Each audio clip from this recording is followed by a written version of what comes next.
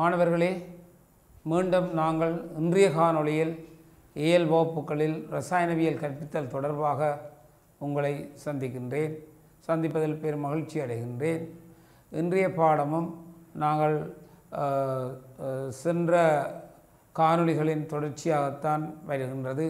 பௌதிக இரசாயனம், இயக்கவியலில் பின் பகுதிகள், அவற்றினுடைய கேள்விகளை பற்றி நாங்கள் இங்கே விரைவாக நாங்கள் ஒரு மீளாக்கம் செய்து கொள்வோம். அவை மாணவர்களை மிக நன்றாக அவதானித்து கொள்ள வேண்டும். இந்த இரசாயன இயக்கவியலில் தாக்க வீதம் என்று குறிப்பிடும் போது ஒரு அலகு நேரத்தில் தாக்கியின் செறிவில் ஏற்பட்ட மாற்றம் அல்லது விளைவின் செறிவில் ஏற்பட்ட மாற்றம், தாக்கி சார்பாகவும் விளைவு சார்பாகவும் இந்த தாக்க வீதத்தை நாங்கள் எடுத்து கூறக்கூடியதாக இருக்கும். அப்படி கூறும்போது தாக்கி விளைவுகள் ரெண்டு சார்பாகவும் இந்த தாக்க வீதம் எடுத்து கூறப்படும். எனவே ஒரு தாக்க வீதம் விரைவான தாக்கம், மந்தமான தாக்கம், நடுநிலை தாக்கங்கள் என்று பல்வேறு விதமான தாக்கங்கள் இருக்குது. மிக விரைவாக நடைபெறும் தாக்கங்கள், விரைவான தாக்கங்கள், மந்தமான தாக்கங்கள் என்று பல விதமான தாக்கங்கள் இருக்கின்றது. இந்த தாக்க வீதத்தை நாங்கள் வீத விதியின் மூலம் எடுத்து கூற முடியும். ஏ விளைவு என்று ஒரு சமன்பாடு இருக்குமா இருந்தால் இந்த தாக்கம், பொதுவான தாக்கம், தாக்க வீதம் R = K வீத மாறிலி A × ஒரு எண்ணாம் அடுக்கு. இந்த எண் அந்த தாக்கத்தின் வரிசை என அழைக்கப்படும். இந்த வரிசையானது பரிசோதனை முறையால் துணியக்கூடியதாக இருக்கும். ஆகவே தாக்கம் ஒன்றின் வரிசை பரிசோதனை முறையாலே துணியப்படும். முதன்மை தாக்கங்களாக இருக்குமா இருந்தால், முதன்மை தாக்கங்கள் என்று குறிப்பிடும்போது ஒரு ஏவட் சக்தி படி உடைய தாக்கங்களாக இருப்பின் சமன்படுத்தியப்பட்ட சமன்பாட்டின் தாக்குகளுக்கு இடையில் உள்ள குணகங்களுக்கு அந்த தாக்க வீதம் தொடர்பான விதியை நாங்கள் எழுதி கொள்ள முடியும். அப்போ 2AB என்பது ஒரு முதன்மை தாக்கமாக இருந்தால் இந்த தாக்கத்தின் தாக்க வீதம் R = K × A ன் இரண்டாம் அடுக்கு, குணகம் 2. முதன்மை தாக்கம் ஒரே ஒரு ஏவட் சக்தி படியில் நடைபெறும் தாக்கங்கள் இவ்வகையான முதன்மை தாக்கங்கள் என அழைக்கப்படும். ஒன்றுக்கு மேற்பட்ட ஏவட் சக்தி படிகளில் நடைபெறும் தாக்கங்களை பற்றி நீங்கள் அவதானிக்கும் போது அது பலபடி தாக்கங்கள் என்று சொல்லப்படும். இந்த பலபடி தாக்கங்களில் எது மிக மெதுவான, மிக குறைந்த வீதத்தில் நடைபெறும் படியோ அதுவே இந்த தாக்கத்தின் வீதத்தை தீர்மானிக்கும் படியாகும். அவை மிக மெதுவான தாக்கம் அந்த தாக்க வீதத்தை தீர்மானிக்கும் படியாக இருக்கும். அப்போ இதே மாதிரி பல்வேறு தாக்கங்களை பற்றி நாங்கள் பார்த்து கொண்டிருந்தோம். எனவே ஒரு முதன்மை தாக்கம், ஒரு ஏவட் சக்தி படி தாக்கம், தாக்க வீதம் அந்த தாக்கியின் வரிசை அந்த குணகத்திற்கு சமனாக இருக்கும். அந்த சந்தர்ப்பத்தில் இந்த மூலக்கூட்டு திறனும் வரிசையும் ஒன்றாக இருக்கும். மூலக்கூட்டு திறன், வரிசை என்பன ஒன்றாக இருக்கும். ஆகவே இந்த தாக்கங்கள், தாக்க வீதங்கள், முதன்மை தாக்கங்கள், பலபடி தாக்கங்கள் இவை போன்றவற்றிற்கு நாங்கள் பார்க்கின்றோம். ஒரு மிக மெதுவான படி என்று கூடும்போது அந்த தாக்கத்துக்கு ஏவட் சக்தி மிக கூடுதலாக தேவைப்படுவதோ அதுதான் மிக மெதுவான படியாக இருக்கும். அதுவே மிக மெதுவான படியாக இருப்பதை நாங்கள் காணக்கூடியதாக இருக்கும். தாக்கத்தின் வரிசையில் அந்த மெதுவான படியில் அது மெதுவான படி என்பது ஒரு முதன்மை தாக்கத்துக்குரிய ஒரு ஏவட் சக்தி படி தாக்கமாகும். அதுவே அந்த தாக்கத்தின் வரிசையை தீர்மானிக்கும். எனவே இது சம்பந்தமான கேள்விகளை நாங்கள் தொடர்ச்சியாக பார்த்து கொண்டிருக்கிறோம். அது சம்பந்தமான விரைவான ஒரு படியை இப்போது நாங்கள் பார்க்க போகின்றோம். ஆகவே இதை அவதானித்துக் கொள்ளுங்கள். ரைட் மாணவர்களே, இப்போது நாங்கள் ஒரு இது தாக்க இயக்கவியல் தொடர்பாக ஒரு கேள்வி ஒன்றை நாங்கள் அவதானிக்க போகின்றோம். பாருங்கள், இந்த கேள்வி என்னத்தை தெரிவிக்கின்றது என்பதை பாருங்கள். AB+D என்னும் தாக்கம் ஒரு பூஜ்ஜிய வரிசை தாக்கமாக, முதலாம் வரிசை தாக்கமாக, இரண்டாம் வரிசை தாக்கங்களாக இருப்பின் வீத விதியை நாங்கள் எடுத்து கூற வேண்டும். அப்போ பாருங்கள், AB+D என்னும் தாக்கம் ஒரு பூஜ்ஜிய வரிசை, முதலாம் வரிசை, இரண்டாம் வரிசை தாக்கங்களாக இருப்பின் வீத விதியை நாங்கள் எடுத்து கூறுவது எவ்வாறு என்பதை பற்றி நாங்கள் அவதானிக்க போகின்றோம். பார்த்து கொள்ளுங்கள். பாருங்கள் மாணவர்கள், என்னமா என்று சொன்னால் ஒரு நாங்கள் சொன்னோம் குறித்த ஒரு தாக்கம் தரப்படுமாக இருந்தால் அந்த தாக்க வீத விதி எனப்படுவது அந்த தாக்கி சார்பாக, அதாவது ஒன்றுக்கு ஒரு தாக்கி இருந்தால் அந்த தாக்கு சார்பாகத்தான் அந்த வீத விதி எழுதப்படும். வீத விதி தாக்கி சார்பாக எழுதப்படும். தாக்க வீதம் தாக்கி விளைவுகள் ரெண்டும் சார்பாக எழுதப்படும். தாக்க வீதம் மோல் டெசிமீட்டர் -3 செகண்ட் -1 அலகில் எடுத்து கூறப்படும். வீத விதி அந்த குறித்த தாக்கத்தின் தாக்கி சார்பாக எழுதப்படும். குறித்த தாக்கத்தில் ஒரு தாக்கி மாத்திரம் இருக்குமாக இருந்தால் சாதாரணமாக நாங்கள் வீத விதியை எழுதும்போது R = K × N. அப்போ பாருங்கள், ஒரு தாக்கம், இந்த தாக்கத்தை பார்ப்போம். A B எப்படி ஒரு தாக்கமாக இருந்தால் சரியோ, பாருங்கள் 3AB ரெண்டு வைப்போம். அவ வீத விதி எழுதும்போது R = K × A இன் ஒரு எண்ணாம் அடுக்கு எழுதும். அப்போ பாருங்கள் R = K A in N. அப்போ பாருங்கள் தாக்கி சார்பாகவே இந்த வீத விதியை நாங்கள் எழுதுகின்றோம். எழுதும்போது R = K A in N. இங்கு R என்பது வீதம், தாக்க வீதத்தை குறிக்கும். K என்பது வீத மாறிலியை குறிக்கும். A அந்த தாக்கியின் ஆரம்ப செறிவை குறிக்கும். N அந்த தாக்கி சார்பான தாக்கத்தின் வரிசையை குறிக்கும். R = K A N. N தாக்கி சார்பான வரிசையை குறிக்கும். பொதுவாக தாக்கங்களுக்கு இந்த N A சார்பாக N வரிசை பரிசோதனை முறையால் மட்டும்தான் அது தீர்மானிக்கப்படும். பொதுவான தாக்கங்களுக்கு N பரிசோதனை முறையால் மட்டும்தான் தீர்மானிக்கப்படும். அது ஞாபகமாக வைங்க. எனவே இப்படிப்பட்ட ஒரு தாக்கத்தை நீங்கள் கருதும் போது அவதானிங்கோ, இந்த வீத விதி கவனிங்கோ. அப்போ இது ஒரு பூஜ்ய வரிசை தாக்கமாக எங்களுக்கு இருந்திருப்பின், நான் எழுத இதை பாருங்க, ஒரு பூஜ்ய வரிசை தாக்கமாக இருப்பின் R = K × A இன் பூஜ்ஜியமாம் அடுக்கு. பூஜ்ய வரிசை தாக்கமாக இருப்பின் R = K A இன் பூஜ்ஜியமாம் அடுக்காக இருக்கும். R தாக்க வீதம், K வீதமாறு, A அந்த தாக்கி, பூஜ்ஜியம் அவற்றின் அந்த வரிசைக்குரிய அடுக்காக இருக்கும். அப்போ பாருங்கள், இப்போது இந்த பூஜ்ய வரிசை தாக்கத்தை நீங்கள் பார்க்குறீர்கள். அப்போ ஏற்றுதவோ பூஜ்ஜியம், அவை பூஜ்ய வரிசை. அப்போ R = K. அப்போ இந்த பூஜ்ய வரிசை தாக்கத்திற்கு செறிவை எப்படித்தான் மாற்றினாலும் அது ஒருபோதும் வீதம் மாறப்படுவதில்லை. அப்போ மாணவர்களே ஞாபகத்தில் வையுங்கள், ஒரு பூஜ்ய வரிசை தாக்கம் வீத விதி கூறுகின்றது வீதம் சமன் வீதமாறி தர அந்த தாக்கியின் பூஜ்ஜியமாம் அடுக்கு. தாக்கியின் பூஜ்ஜியம் என்ன ஒரு பதார்த்தத்தின் பூஜ்ஜியமாம் அடுக்கும் ஒன்றுக்கு சமன். அவை தாக்க வீதம் = K ஒரு மாறிலி குறித்த வெப்பநிலையில். இந்த வீத மாறிலி Kயில் தங்கி, K வீத மாறிலி K வெப்பநிலையில் தங்கி இருக்கும். வெப்பநிலை மாறாத போது வீத மாறிலி அதே பெருமானம் உடையதாக இருக்கும். அப்போ பாருங்கள், அவதானித்துக் கொள்ளுங்கள் பூஜ்ஜியம். எனவே அது ஒன்று. R = K அவை செறிவப்படுத்தான் மாறினாலும் வீதம் மாறப்போறதில்லை.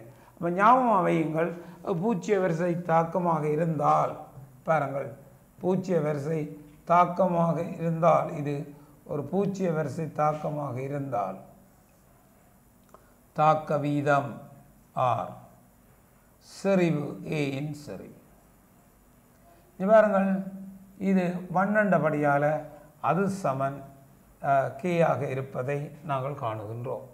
அவை இந்த சந்தர்ப்பத்தில் பாருங்கள், எப்படித்தான் செறிவை மாற்றினாலும் அது எங்களுக்கு சமனாக இருப்பதை நாங்கள் காணலாம். அப்போ இதன் அடிப்படையில் பாருங்கள், இந்த வீத விதிக்கு நாங்கள் எழுதினால் மாறிலியாக இருக்கும். செறிவு மாறினாலும் வீதம் மாறாது.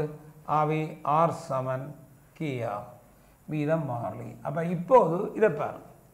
அப்போ இந்த சந்தர்ப்பங்களில் நாங்கள் இதை அவதானிக்கக்கூடியதாக இருக்கிறது. இப்போ இந்த தொடர்பை இப்போ பார்த்துக்கொள்ளுங்கள் பாருங்கள். அப்போ இது ஒரு பூஜ்ஜியமாக இருப்பதை நாங்கள் காணலாம். சரி, இப்போ இந்த தாக்கத்தை பாருங்கள்.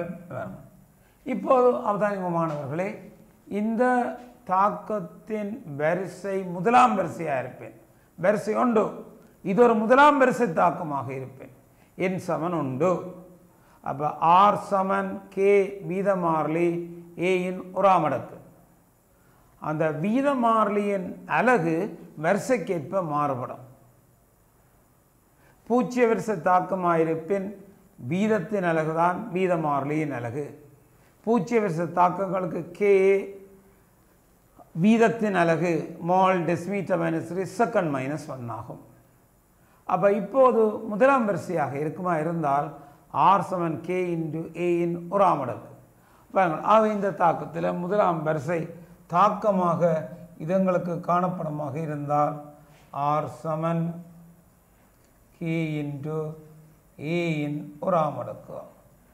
இது முதலாம் வரிசை தாக்கம், முதலாம் வரிசை தாக்கம் k இன் ஒரா மடக்காகும். அப்போ இப்போது இங்கே என்னென்னு சொன்னாலாம், செறிவு மாற மாற வீதம் மாறும், மாறா வெப்பநிலையில் செறிவு மாற மாற வீதம் மாறும். பாருங்கள், அவை இந்த வீதத்தில் நாங்கள் வீதத்துக்கும் வீதம் ஏயின் செறிவுக்கும் ஒரு வரைபொன்றை நாங்கள் பார்ப்போமாக இருந்தால் பாருங்கள், ஏயின் செறிவு சி, தாக்க வீதம் r0, ஏயின் செறிவு 2 மடங்கு 2c. அப்போ இப்போது நாங்கள் பார்த்தால் பாருங்கள், இந்த செறிவு தொடர்பான விதியை நாங்கள் இப்போ பார்க்க போகின்றோம். பார்க்கும்போது அவதானிங்கோ என்ன மாதிரின்னு சொன்னார். அப்போ தாக்க வீதம் r0 சமன் k இன்டு a இன் செறிவு c. தாக்க வீதம் r சமன் k இன்டு 2c. அப்போ k வெட்டுப்படும், c வெட்டுப்படும், r சமன் 2r0. அப்போ பாருங்கள், அப்போ 2c ஆகும்போது 2r0, 3c ஆகும்போது 3r0, 4c ஆகும்போது 4r0. ஆகவே c ஆகும்போது அங்கே வருகின்றது, 2c ஆகும்போது அது அடுத்த வரிசை தாக்கமாக இருப்பதை நாங்கள் காண்கிறோம். பாருங்கள், 4c ஆகும்போது 4r0. அப்போ பாருங்கள் மாணவர்களே, அவதானிங்கோ என்ன மாதிரி என்று சொன்னால் பாருங்கோ, இப்போ r சமன் k ஒரா மடக்கு, செறிவு மாற மாற வீதம் மாறும். ஆரம்ப செறிவுக்கு r0 சொன்னால் 2 மடங்காக 2r0, 3r0, 4r0, 5r. செறிவு கூடும், அதே வீதத்தில் வீதம் கூடிக்கொண்டு போகின்றது. அப்போ இங்கே நாங்கள் வீதத்திற்கும் செறிவுக்கும் நாங்கள் வரைவை பார்ப்போமாக இருந்தால் c r0, 2c 2r0, 3c 3r0 இவ்வாறு கூறிக்கொண்டு போவதை நாங்கள் காணலாம். அப்போ இதற்கு நாங்கள் இந்த தரவுக்கு மாணவர்களே நாங்கள் ஒரு வரைவை இப்போது உற்று நோக்குவோமாக இருந்தால் பாருங்கள். அப்போ இதற்கு நாங்கள் ஒரு வரைவை பார்ப்போமாக இருந்தால் தாக்க வீதம் a இன் செறிவு பாருங்கள், இது c 2c 3c 4c 5c, r0 2r0 3r0 4r0 5. ஆகவே இது ஒரு உற்பத்தி தானத்தினோடு செல்கின்ற ஒரு கோடாக அமைவதை காணும். அப்போ மாணவர்களே ஞாபகமாக வையுங்கோ, என்ன மாதிரி என்று சொன்னால் அவதானிங்கோ, என்னென்று நாங்கள் இங்கே குறிப்பிடுவோம் என்று சொன்னால் பாருங்கோ, பூஜ்ய வரிசை தாக்கத்துக்கு செறிவு 1 மடங்கோ 2 மடங்கோ 3 மடங்கோ செறிவை விரும்பின மாதிரி மாற்றினாலும் வீதம் மாறிலி. ஆனால் முதலாம் வரிசை தாக்கத்திற்கு செறிவு கூட வீதமும் அதே அளவால் கூடிக்கொண்டு போகும். ஆகவே எங்களுக்கு அந்த வீதம் 2 மடங்காக 2a, அதாவது செறிவு 2cக்கு 2r0, 3c 3 இவ்வாறு செறிவுகள் மாறிக்கொண்டு செல்வதை நாங்கள் காணுகின்றோம். அதே மாதிரி இது ஒரு 2ஆம் வரிசையாக இருப்பேன், கவனிங்கோ, 2ஆம் வரிசை தாக்கமாக இருப்பேன். அது நாங்கள் எவ்வாறு குறிக்கப் போகின்றோம் என்பதை பற்றி பாருங்கள். இது ஒரு 2ஆம் வரிசை தாக்கமாக இருப்பேன், அதை நாங்கள் எவ்வாறு இங்கே கணக்கிட போகிறோம் என்பதை பற்றி பாருங்கள். அவங்க பாருங்கள், இப்போது இது ஒரு 2ஆம் வரிசை தாக்கமாக இருந்தால் எவ்வாறு நாங்கள் காணப்போகின்றோம் என்பதை பற்றியான விளக்கம் இங்கே காட்டப்படுகின்றது. r சமன் k இன்டு a இன் இரண்டாம் அடுக்கு. அவை பாருங்கள் a இன் இரண்டாம் அடுக்கு. அப்போ பாருங்கள் n2 அவை இது இரண்டாம் வரிசை தாக்கம், இரண்டாம் வரிசை தாக்கம். எனவே ஆரம்பத்தில் c என்ற செறிவுக்கு r0 இருந்தால் 2c 4r0 3c 9r0 4c 16r0 அவை வீதம் நன்றாக அதிகரித்து செல்வதை நாங்கள் காணலாம். அப்போ பாருங்கள், இரண்டாம் வரிசை தாக்கமாக இருந்தால் செறிவு 2 மடங்காக வீதம் 4 மடங்காகும், செறிவு 3 மடங்காக வீதம் 9 மடங்காகும். இவ்வாறு வீதங்கள் மாறிக்கொண்டு செல்வதை நாங்கள் காணலாம். அப்போ இதற்கு நாங்கள் வரைவுகளை வரைவோமாக இருந்தால் இந்த வரைவுகள் எவ்வாறு மாற்றி அமைக்கப்படும் என்பதை பற்றி நாங்கள் பார்ப்போம். அப்போ பாருங்கள், அப்போ இதற்கான வரைவை நாங்கள் பார்ப்போமாக இருந்தால் தாக்க வீதம், இது r தாக்க வீதம், இது a இன் செறிவு.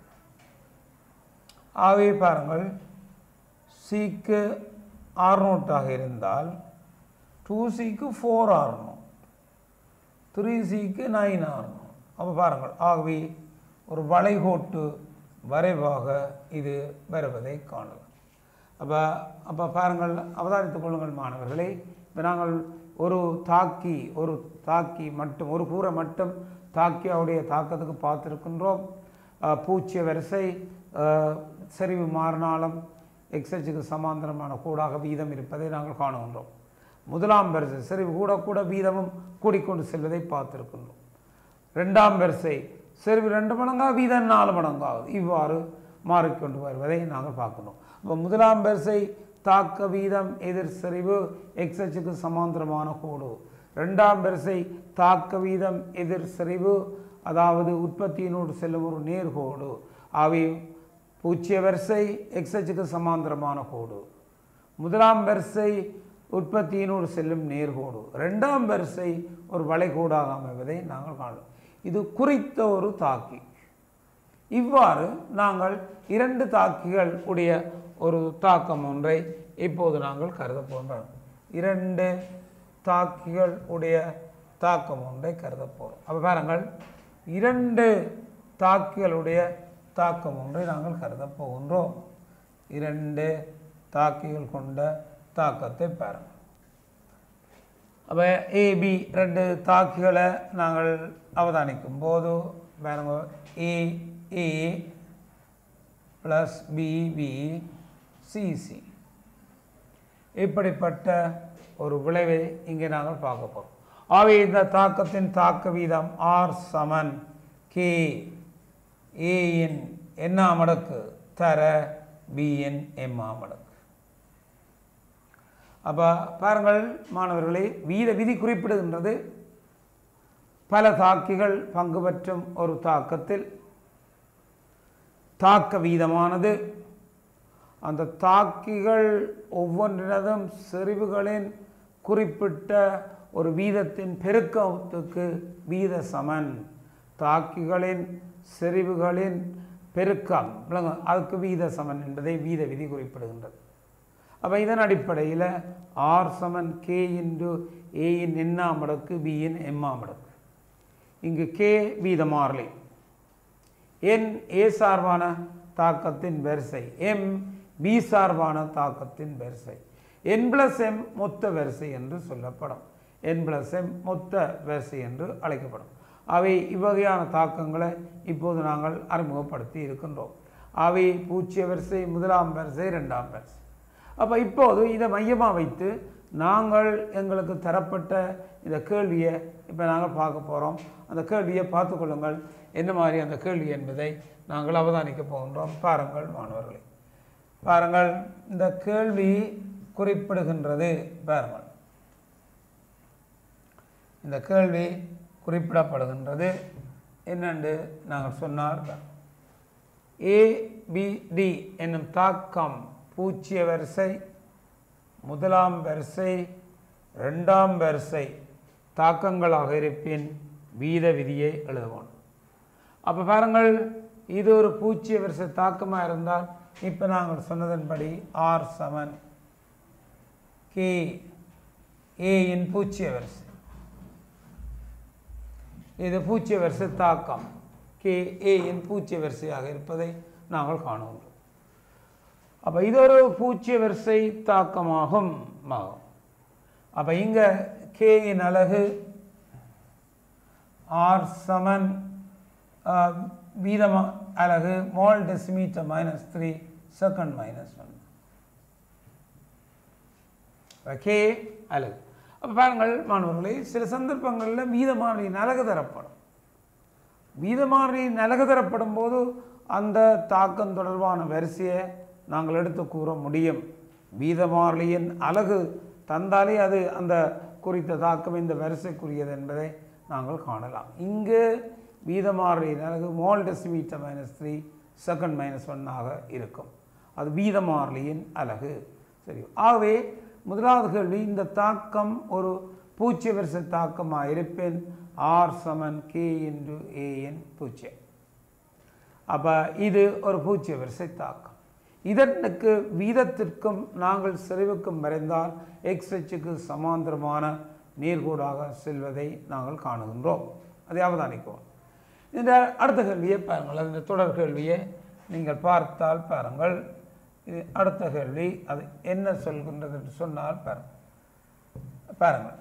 அடுத்த கேள்வி, முதலாம் வரிசையாக இருந்தால் இதை நாங்கள் எவ்வாறு எழுதுறது என்பதை பற்றி தான் நாங்கள் இங்கே பார்க்க போகின்றோம். அவை முதலாம் வரிசை தாக்கம் R சமன் K இன்டு ஒரே ஒரு தாக்கி ஒரு ஆமடக்கு. ஆகவே A சார்பான வரிசை உண்டு. K இன் அலகு வீதத்தின் அலகின் கீழ் A இன் செறிவின் ஒரு ஆமடக்கு. வீதத்தின் அலகு மோல் டெசிமீட்டர் -3 செகண்ட் -1 இன் கீழ் A மோல் டெசிமீட்டர் -3. ஆகவே செகண்ட் -1. பார்த்து கொள்ளுங்கள், இந்த தாக்கம் ஒரு ஃபர்ஸ்ட் ஆர்டர் ரியாக்ஷன் முதலாம் வரிசை தாக்கமாக இருந்தால் தாக்க வீதம் K R A இன் ஒரு ஆமடக்கு. இந்த A சார்பான வரிசை ஒன்று ஓட 1. இப்படிப்பட்டதுக்கு நாங்கள் வீதமானியின் அலகை பார்த்தா செகண்ட் -1. அவ அலகு தந்தால் அந்த தாக்கத்தின் வரிசை என்பது அந்த தாக்கி சார்பான வரிசை என்பதை நாங்கள் எடுத்து கூற முடியும்.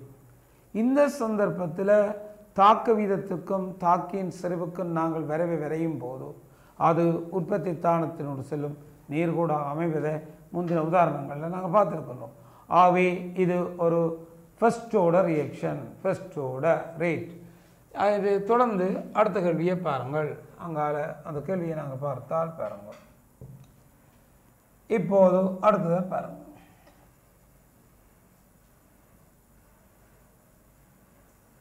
பாருங்கள், இந்த தாக்கம் பாருங்க, இது இரண்டாம் வரிசை தாக்கங்களாக இருப்பேன். இரண்டாம் வரிசையாக இருந்தால் ரேட் R சமன் K இன்டு தாக்கி A இன் இரண்டாம் அடுக்கு. Order 2 second order. ஆகவே R சமன் K இன்டு A இன் 2. அப்போ இங்கே K இன் அலகு வீத அலகின் கீழ் செறிவின் இரண்டாம் அடுக்கின் அலகு. வீத அலகை நாங்கள் பார்த்தால் பாருங்கள், mole decimetre -3 second minus. A இன் அலகை பார்த்தால் மோல் ஸ்கொயர் டெசிமீட்டர் -6. பாருங்கள், இங்கே இதை பார்க்கும்போது பாருங்கள், இந்த மோல் ஸ்கொயரோட வெட்டப்படும். அப்போ எங்களுக்குரிய பிரமாணம் இங்கே இருப்பதை நாங்கள் காணலாம். அப்போ மோல் டெசிமீட்டர் -3 செகண்ட் -1, இங்கே மோல் டெசிமீட்டர் -6. அவை இதுவும் இதில் ஒன்றும் பட்டுப்படும். கொண்டு போனால் mole -1 decimetre cubed second minus 1 அப்போ அவதானிங்க மாணவர்களே, இப்போ நாங்கள் என்ன சொல்கிறோம் என்றால், இப்போது இது ஒரு ரெண்டாம் வரிசை செகண்ட் ஆர்டர் ரியாக்ஷனாக இருந்தால் ரேட் ஆர் கே இன்டு ஏ இன் பவர் 2 ரெண்டாம் வரிசை கே அது வீத ஏற்றமாயில் மாறப்போகின்றது. ஓர்டர் 2 என்றால் அந்த கே இன் அலகு mole minus 1 decimetre cube second minus 1 ஆகும். அப்போ இதை அவதானிக்கணும், இந்த கேக்குரிய வீத மாறிலிக்குரிய அலகுகள் வந்தாலும் இந்த தாக்கத்தின் வரிசையை நாங்கள் கண்டுகொள்ள முடியும். இங்கு ரேட் ஆறுக்கும் நாங்கள் செறிவுக்கும் வரையும் போது அது மேல் நோக்கி செல்வதை காணலாம். 2 மடங்கானால் வீதம் 4 மடங்காகும், 3 மடங்கானால் வீதம் 6 மடங்காகும். ஆகவே இவ்வகையாக மாற்றங்களை நாங்கள் காணலாம். எனவே தொடர்ந்து அந்த கேள்வியை இப்போது நீங்கள் பார்த்து கொண்டால் தெரியும். பாருங்கள் அது என்ன மாதிரி என்பதை பாருங்கள். ஆகவே இதான் தரப்பட்ட கேள்வி. அந்த கேள்விக்குரிய இரண்டாம் வரிசை தாக்கங்களாக இருப்பின் சரியோ வீத விதியை தருக, வீத விதியை தருக. நாங்கள் இந்த தாக்கத்துக்குரிய வீத விதியை நாங்கள் பார்க்க போகின்றோம். பாருங்கள், அடுத்தது பாருங்கள், வீத விதியை தருக. அப்போ பாருங்கள், பூஜ்ஜிய வரிசை ரேட் ஆர் சமன் கே இன்டு ஏ நாட், இது பூஜ்ஜிய வரிசைக்குரியது.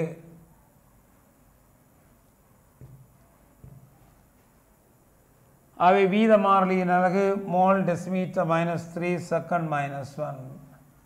அப்போ பூஜ்ஜிய வரிசைக்கு rate K into A naught, அதே நேரத்தில் வீத மாறிலி mole decimetre minus 3 second minus 1 ஆக இருப்பதை நாங்கள் காணுகின்றோம். இதை அவதானித்துக் கொள்ளுங்கள். அதே மாதிரி பாருங்கள், அடுத்ததை நாங்கள் அவதானிப்போமாக இருந்தால் பாருங்க, முதலாம் வரிசை என்ன மாதிரி நாங்கள் அவதானிக்க பாருங்க. முதலாம் வரிசை, முதலாம் வரிசை தாக்கமாக இருந்தால் ரேட் ஆர் சமன், முதலாம் வரிசை தாக்கத்திற்கு ரேட் ஆர் சமன் கே இன்டு ஏ இன் 1. அப்போ அவதானிக்கணும் பாருங்க, முதலாம் வரிசை ஆர் சமன் கே இன்டு ஏ இன் 1, இது முதலாம் வரிசை. அவை அதற்கானபடியே இங்கே பார்த்து கொள்ளுங்கள் என்ன மாதிரி விட பெறுகின்றதை பாருங்கள். ஆகவே முதலாம் வரிசை ரேட் ஆர் சமன் K to the power 1 K, the unit of rate constant k second minus 1. ஆகவே யூனிட் வந்து செகண்ட் மைனஸ் 1 ஆக இருப்பதை காணலாம். அப்போ பாருங்கள், அப்போ பூஜ்ஜிய வரிசை இது முதலாம் வரிசை. அடுத்தது பாருங்கள், செகண்டோட ரெண்டாம் வரிசை தாக்கம். அப்போ பாருங்கள், ரெண்டாம் வரிசை தாக்கமாக இருந்தால் ரேட் ஆர் சமன் ஏ வர்க்கம், அவை ரெண்டாவதோட அலகு மாறுபடும் ரேட் கான்ஸ்டன்ட் கே, அது பின்வருமாறு தரப்படும். அவை ரேட் கான்ஸ்டன்ட்டுக்குரிய பெருமானம் R rate K into A square, rate constant mole minus 1 decimetre minus 3 second minus 1 ஆகும். பாருங்கள், இதை அவதானிக்கோணும். பாருங்கள், இந்த பூஜ்ஜியம் ஜீரோத்தோட ஃபர்ஸ்டோட செகண்டோட ஏற்ப ரேட்டும் மாறுபடும், வீத மாறிலி அலகும் மாறுபடும். அது மிக பிரதானம். அவை இந்த ரெண்டையும் கவனித்துக் கொள்ளும். தொடர்ந்து அங்கால நாங்கள் பார்ப்போம். பாருங்கள், பாருங்கள், மெதைல் எத்தனோயேட்டுடன் OH மைனஸ் தாக்கத்தின் வீத விதி இவ்வாறு தரப்படுகின்றது. பாருங்கள், கவனிங்கோ. The rate equation is given for the methyl ethanoate reaction with OH minus. பாருங்கள், மீதையில் எத்தனோயேட் எனப்படுகின்ற இந்த தாக்கி கார நீர்ப்பகுப்பு பேசிக் ஹைட்ரோலைசஸ் கார நீர்ப்பகுப்புக்கு உள்ளாக்கப்படும் போது வெறும் தாக்கத்தின் ரேட் ஒரு சமன்பாட்டால் தரப்படுகின்றது. அப்போ கவனிக்க வேண்டும், அதாவது இந்த நீர்ப்பகுப்புக்குரிய ரேட் தரப்படுகின்றது மீதையில் எதனோயேட். அப்போ இது எப்படிப்பட்ட பொருள் என்பதை நீங்கள் பார்க்கணும். மீதையில் எதனோயேட் ஆர்கானிக் கெமிஸ்ட்ரியில் IUPAC நேம் எழுதிக்க மீதையில் எதனோயேட். அப்போ ஓவுடன் இணைந்த அல்கைல் கூட்டம் முதலில் எழுதப்படும். அப்போ மீதையில் எத்தனோயேட். அப்போ அந்த சூத்திரத்தை பாருங்கள். அந்த மீதையில் எத்தனோயேட் என்றால் என்ன சூத்திரம் உடையதாக இருக்கும் என்பதை நாங்கள் பார்க்க போகின்றோம். பாருங்கள், இதுதான் அந்த மீதையில் எத்தனோயேட். அப்போ CH3 C டபுள் பாண்டோ OCH3 இது ஒரு எஸ்டர். மீதையில் எத்தனோயேட் ஒரு எஸ்டர் ஆகும். நறுமணமுள்ள ஒரு திரவம். ஆய்வுக்கூடத்தில் இந்த நறுமண திரவம் என்ன மாதிரி சொன்னால் கவனிங்கோ, ஆய்வுக்கூடத்தில் நாங்கள் ஒரு அமிலத்தையும் கார்பாக்சிலிக் அமிலம் ஆல்கஹாலையும் சிறைந்த சல்பூரிக் அமிலத்தின் முன்னிலையில் வெப்பமேற்றும் போது இந்த நறுமணமான திரவமாகிய எசுத்தர் பெறப்படும். அவை எசுத்தர்கள் நறுமண திரவங்கள். அவை கார்பாக்சிலிக் அமிலம் ஆல்கஹால் தாக்கத்தின் மூலம் இந்த எசுத்தர் பெற்றுக்கொள்ளப்படும். ஆகவே ஒரு நறுமண திரவம். இந்த எசுத்தரை ஒரு கார நீர்ப்போப்புக்கு உள்ளாக்க போகிறோம். எசுத்தர்கள் அமில நீர்ப்போப்புக்கும் உள்ளாக்கப்படலாம். அதே மாதிரி எசுத்தர்கள் கார நீர்ப்போப்புக்கும் உள்ளாக்கப்படலாம். இந்த எசுத்தர்கள் நீர்ப்போப்புக்கு உள்ளாக்கப்படும் போது அந்த RC டபுள் பாண்ட் OR அந்த கூட்டம் உடைந்து நீரேற்றம் நடக்கும். HOH.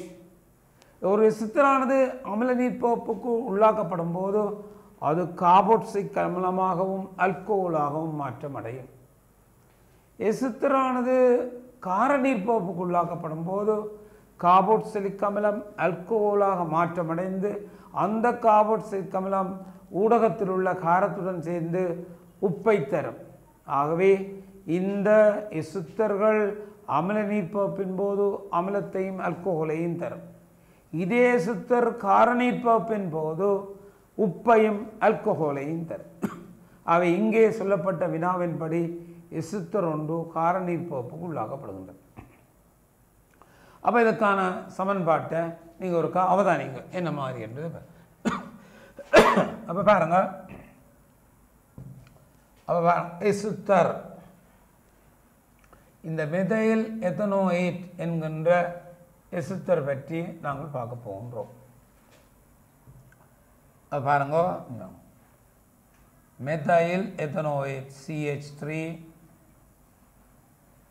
C டபுள் பாண்டோ OCH3 பிளஸ் கார நீர்ப்போப்பு OH மைனஸ். சரியோ? அப்போ பாருங்க, அவை இந்த எசுத்தர் கார நீர்ப்போப்பு உள்ளாகும். அப்போ இது ஒரு கார நீர்ப்போப்பு தாக்கம். அப்போ எங்களுக்கு CH3CH2O மைனஸ் உருவாக்கப்படுவது. அப்போ இங்கே உண்டாக்கப்படுகின்றது CH3 COO மைனஸ்.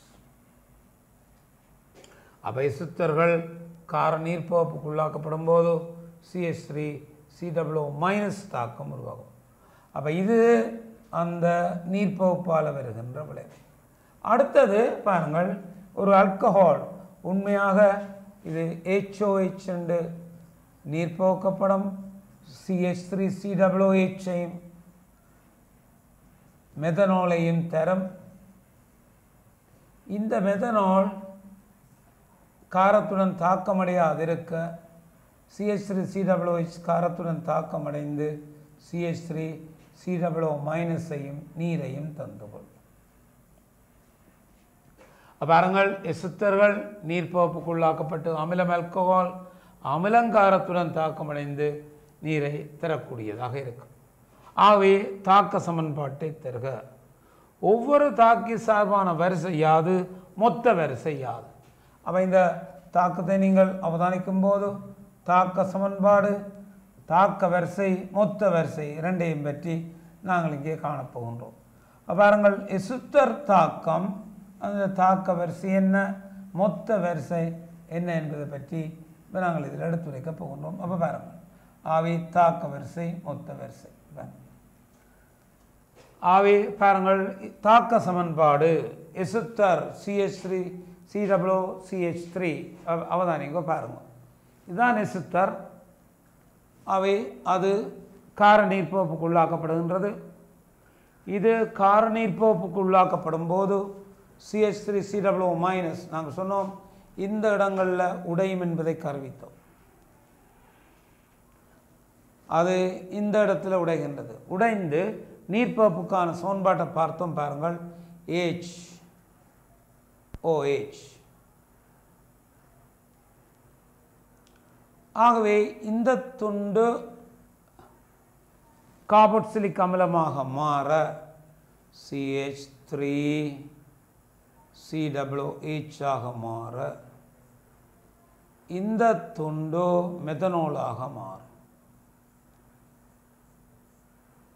எசுத்தர்கள் கார நீர்ப்போப்புக்குள்ளாக்கப்படும் போது அது கார்பாக்சிலிக் அமிலம் ஆல்கஹாலாக மாறும். ஆனால் ஆல்கஹால்கள் காரங்களுடன் தாக்கமடைய போவதில்லை. ஆனால் அமிலங்காரங்களுடன் தாக்கமடைந்து உப்பை தரும்.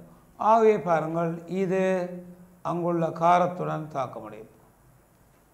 தாக்கமடையும் போது உப்பு உருவாக்கப்படும். என்ன உப்பு உருவாக்கப்படும் என்று கேட்டால் CH3COO மைனஸும் நீரும் உருவாக்கப்படும். விளைவு CH3COO மைனஸ் சக நீர். பாருங்கள். எனவே இந்த தாக்கத்தை நீங்கள் அவதானித்தால் முதலாவது சொல்லப்பட்டதன்படி தாக்க சமன்பாடு. தாக்க சமன்பாட்டை நாங்கள் பார்ப்போமாக இருந்தால் இதுவே உங்களுடைய தாக்க சமன்பாடு. பாருங்கள், அதுவே தாக்க சமன்பாடாக இருப்பதை நாங்கள் காணுகின்றோம். அவை அந்த தாக்க சமன்பாட்டை இது மெதைல் எத்தனோயேட் காரம் ஆகுது. இப்போது இதை பாருங்கள். பாருங்கள், இந்த தாக்கத்தின் வீத விதி தந்திருக்கு. இந்த தாக்கத்தின் வீத விதி ரேட் ஆர் சமன் எஸ்டரின் ஒராமடக்கு OH மைனஸின் ஒராமடக்கு. அவதான் நீங்கள் மாணவர்களே இப்போ என்ன மாதிரி சொன்னால் இந்த வீத விதியின்படி பாருங்கள், ரேட் ஆர் சமன் K ester O1 and OH minus O1. Ester O1 OH minus O1. எசுத்தர் சார்பாக வரிசை உண்டு, காரம் சார்பாக வரிசை உண்டு. மொத்த வரிசை ஓவரால் ஆர்டர் 1 + 1 2. இந்த தாக்கத்தின் மொத்த வரிசை 2. எஸ்தர் சார்பான வரிசை உண்டு, OH மைனஸ் சார்பான வரிசை உண்டு. தாக்கம் எஸ்தர் OH மைனஸ் என்பன ஒன்று மொத்த வரிசை 2 ஆகும். இது வீத விதி தருகின்றது. இந்த தாக்கம் எஸ்தர் சார்பாகவும் உண்டு, OH மைனஸ் சார்பாகவும் உண்டு. அவை கவைகள். இதைத்தான் நாங்கள் பார்க்கின்றோம். எஸ்தர் உண்டு, OH மைனஸ் உண்டு. அவை எஸ்தர் சார்பாக உண்டு, மொத்த வரிசை 2. சரி, அவை தாக்க சமன்பாடு. ஒவ்வொரு தாக்க சார்பான வரிசை அது மொத்த வரிசை யாது. பாருங்கள், வரிசை உண்டு. இதுக்கு அடுத்தது பாருங்கள் சமன்பாடு பதார்த்தம் வரிசை. பாருங்கள், ஒவ்வொரு பதார்த்தத்துக்கும் வரிசையை நாங்கள் பார்க்க போகிறோம். எசுத்தர் சரியோ? பாருங்கள், இது எசுத்தர் வரிசை உண்டு. பதார்த்தம் எசுத்தர் O1. அடுத்த பதார்த்தம் OH மைனஸ் O1, அதுவும் O1. என் டோட்டல் ஆர்டர் மொத்த வரிசை 1 + 1 2. இந்த தாக்கத்தில் எசுத்தர் சார்பாக வரிசை உண்டு, காரம் சார்பாக வரிசை உண்டு, மொத்த வரிசை 2 என்பதை காட்டுகின்றது. பாருங்கள், விடிய அவதானிங்க. பாருங்கள், அவை மொத்த வரிசை எஸ்தர் சார்பான வரிசை உண்டு, காரம் சார்பான வரிசை உண்டு, டோட்டல் ஆர்டர் 2, மொத்த வரிசை 2. அவை மொத்த வரிசை 2 என்பது எங்களுக்கு இங்கே காட்டப்படுகின்றது. வீத விதியின் அடிப்படையில் தரப்பட்ட சமன்பாடு பீசமான குணகமும் வீத விதியில் வருகின்ற குணகமும் சமனாக இருப்பதை நன்றாக அவதானியுங்கள். மூலக்கூற்று திறன் அவை எஸ்தர் OH மைனஸ் சார்பாக இருப்பதை நாங்கள் பார்க்கின்றோம். இதன் அடிப்படையில் உங்களுக்கு தெரிகின்றது ஓவரால் மொத்த வரிசை 2 ஆகும். மொத்த வரிசை 2 ஆகும். பாருங்கள், வேறு ஒரு பரிசோதனையில் செறிவு OH மைனஸ் மாறாது வைத்திருக்கப்பட்டு ஒரு பரிசோதனையில் செறிவு OH மைனஸ் மாறாது வைத்திருக்க எஸ்தரின் செறிவு அதிகரிக்கப்பட்டது. அவை தாக்க வீதம் செறிவு மறைவை தருக. அப்போ இந்த ரேட் ஆர் சமன் K into ester power 1 OH minus power 1. இப்போ சொல்லப்படுகிறது பாருங்கள், இது கான்ஸ்டன்ட் என்று சொல்லப்படுது. கான்ஸ்டன்ட் மாறாது. ஆகவே ரேட் ஆர் சமன் K1 இன்டு எஸ்டர் என்று உண்டு. பாருங்கள், அப்போ இங்கே y mx அவை வரைவு. அப்போ அவதான் நீங்கள் பாருங்கள், OH மைனஸ் செறிவு மாறாதிருக்குமா இருந்தால் கவனிங்கோ, அப்போது உங்களுக்கு ரேட் ஆர் சமன் எஸ்டரின் செறிவுக்கு நேர்விய சமன். அவை ஆர் K1 இன்டு எஸ்டரின் செறிவு. எஸ்டரின் செறிவு மாற மாற ரேட்டும் மாறிக்கொண்டு போகும். அது 2 மடங்காக மாற ரேட் 2 மடங்கு, 3 மடங்காக மாற ரேட் 3 மடங்கு. ஆகவே இதற்கான வரைவை நீங்கள் பார்ப்பீர்களாக இருந்தால் பாருங்கள், ரேட் மாறிக்கொண்டு போகும் y சமன் mx. ஆகவே இதற்குரிய வரைவை கிராஃபை நாங்கள் பார்ப்போமா இருந்தால் rate again concentration graph, rate again concentration graph, அது உற்பத்தி தானத்தினோடு செல்லும் ஒரு நேர்கோடாமை. y சமன் mx. ஆகவே அது உற்பத்தி தானத்தினோடு செல்லும் நேர்கோடாமை. அப்போ எஸ்டரின் செறிவு அதிகரிக்கப்படுகிறது, OH மைனஸ் செறிவு மாறாது வைத்திருக்கப்படுகின்றது.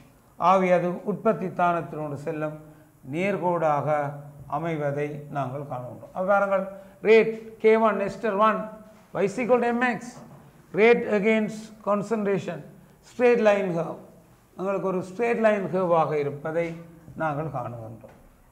அவ்வாறுங்கள் குறித்த வெப்பநிலையில் XY என்னும் தாக்கத்தின் வீதமாறிலி 4 into 10 to the power minus 3 mole decimeter minus second minus ஆகும்.